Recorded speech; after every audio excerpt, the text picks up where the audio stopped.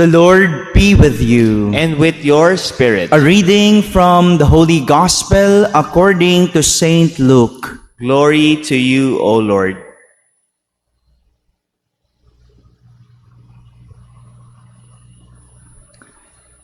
When Jesus had driven out a demon, some of the crowd said, "By the power of Beelzebul, the prince of demons, he drives out demons."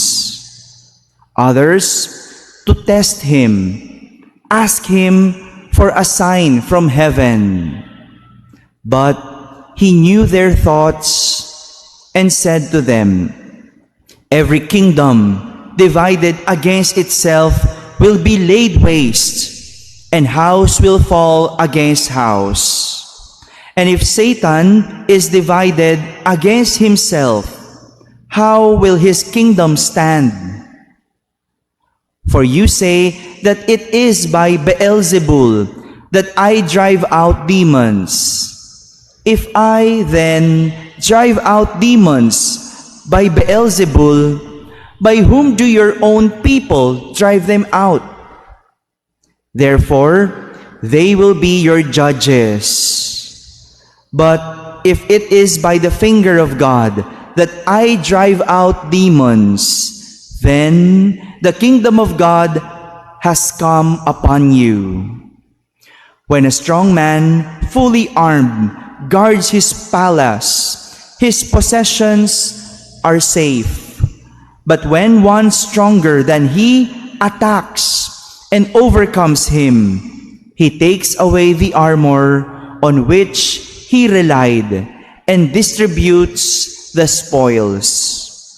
Whoever is not with me is against me, and whoever does not gather with me scatters. When an unclean spirit goes out of someone, it roams through arid regions, searching for rest, but finding none. It says, "I shall return to my house from which I came." But upon returning, it finds it swept clean and put it in order. Then it goes and brings back 7 other spirits, more wicked than itself, who move in and dwell there. And the last condition of that man is worse than the first. My friends, the Gospel of the Lord. Praise to you, Lord Jesus Christ. Good morning, my dear brothers and sisters. It is not new that Jesus drives out demons. Hindi na bago. Ang pagpapalayas ni Jesus ng mga demonyo, hindi bago yon. Madalas nating nakikita at naririnig iyon. Whenever someone is possessed by demons, Jesus usually or always drives them out. Marami ng kinaharap na klase ng demonyo itong si Jesus. He had encountered different types of demons, from the 7 demons that possessed Mary Magdalene. 7 demonyo yon. Kinaharap ni Jesus. To the legion of impure spirits. Legion, ibig sabihin, marami. Mula sa 7 hanggang sa maraming demonyo that enslaved the man that Jesus encountered. All of them, Jesus drove them out. Pinalayas, inalis, itinaboy. But today, Jesus had driven out another demon. Ito nga, isang demonyo lang ang kanyang pinalayas. But for the first time, Jesus was accused by some of the crowds that he drives out demons, by the power of Beelzebul, the prince of demons. Tignan mo, mag-isip ang tao, no? Si Jesus na nga ang nagmagandang loob, siya pa ang pinag-isipan ng hindi maganda. Siya pa yung pinaratangan na galing sa masama yung kanyang kapangyarihan. Talaga kahit noon, hanggang ngayon, may ganitong klase ng tao, masama mag-isip. Ikaw na yung gumawa ng maganda, ikaw pa yung pinag-isipan ng masama. Talaga siguro, mayroong ganitong klase ng tao, masama mag-isip sa kapwa. And not only that, there were also some who tried to test Jesus by asking for a sign from heaven, since he could drive out demons. Yung iba, hindi nga nag-isip ng masama, sinubok naman si Jesus. Sige nga, kung ikaw talaga ay may kapangyarihan, magpakita ka nga ng sign, magpakita ka nga ng tanda. Di ba ganyan din tayo? Pag ayaw nating maniwala sa isang tao, humihingi tayo ng patunay. Talaga bang sa'yo galing to? Sige nga, patunayan mo. Ikaw ba talaga nagluto nito? Sige nga, luto ka sa harap ko. Look at how people think. No? Ganyan tayo mag-isip. Kung ayaw nating maniwala sa kapwa, gusto natin ng patunay. O minsan naman, nag-iisip tayo ng hindi maganda sa kapwa. Two things that we could learn from our gospel for today. First, demons are real. Totoong may demonyo.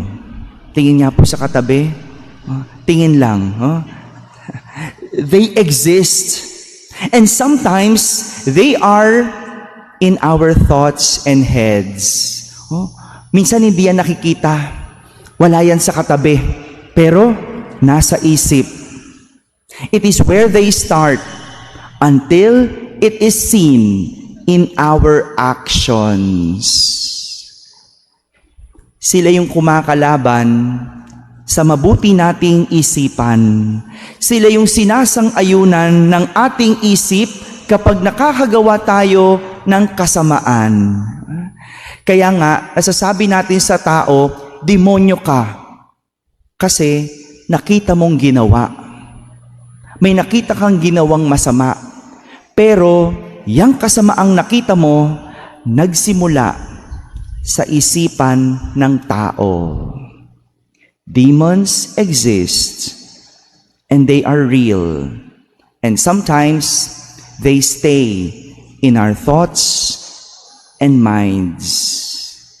Second, since demons stay in our heads or thoughts, we can drive them out by putting Jesus in our heads or thinking about Jesus.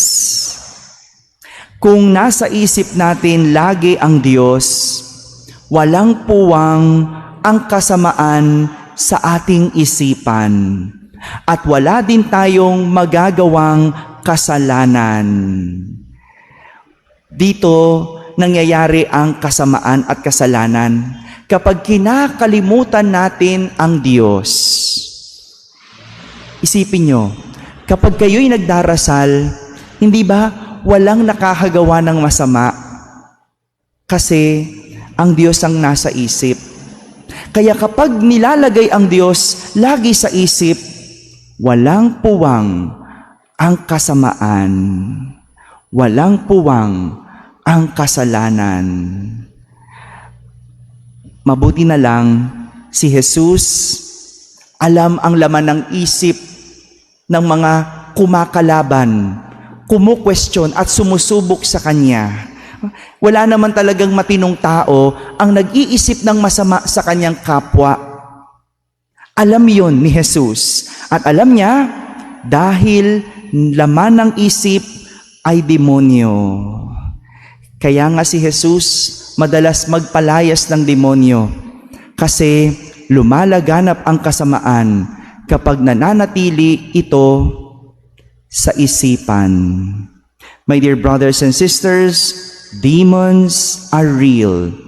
And so the power of Jesus and the only way to drive out demons is to use the name of Jesus and put it always in our heads and in our minds.